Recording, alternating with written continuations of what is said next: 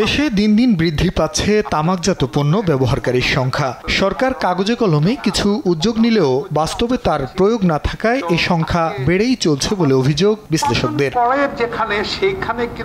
তামাকজনিত রোগে আক্রান্তরা বলছেন, তামাকের পরিণতি যে এতটা ভয়াবহ সে বিষয়ে না জানার কারণে দীর্ঘদিন তারা তামাক গ্রহণ করেছেন। ফলে ক্যান্সারে আক্রান্ত হয়ে দিন পার করছেন জীবন মৃত্যুর সন্ধিক্ষণে। প্রাইমারি স্কুল থাকতে গান শুরু করছি। প্রাইমারি স্কুলে থাকতে উনি শুরু করেছেন। হ্যাঁ, বিড়ি সিগারেট খাইছি। পরে বন্ধ করছি। অনেক ক্যান্সার যখন ধরা পড়ছে তখন থেকে বন্ধ হয়েছে। তামাক এতটা খারাপ জিনিস আমি যদি আগে জানতাম তবে আমি এগুলো ব্যবহার করতাম না। বিশেষজ্ঞরা বলছেন, পর্যাপ্ত প্রচারণার অভাব আর আইনের যথাযথ প্রয়োগ না থাকায় দিন দিন ব্যবহারকারীর সংখ্যা বৃদ্ধি পাচ্ছে। তাই তামাক নিয়ন্ত্রণ আইনের পরিবর্তে তামাক নির্মূল আইন করার দাবি জানান তারা।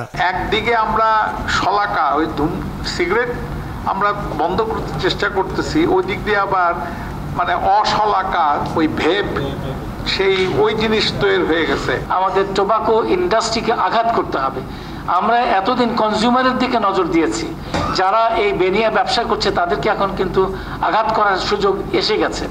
সেই জায়গায় আমাদের টোবাকো পলিটিক্স করতে হবে।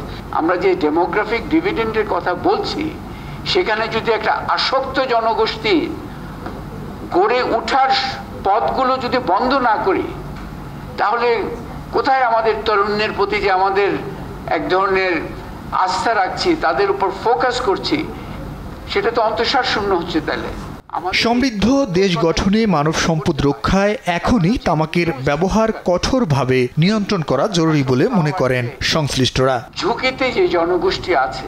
জুনায়েদ আল হাবিব, দেশ টিভি, ঢাকা।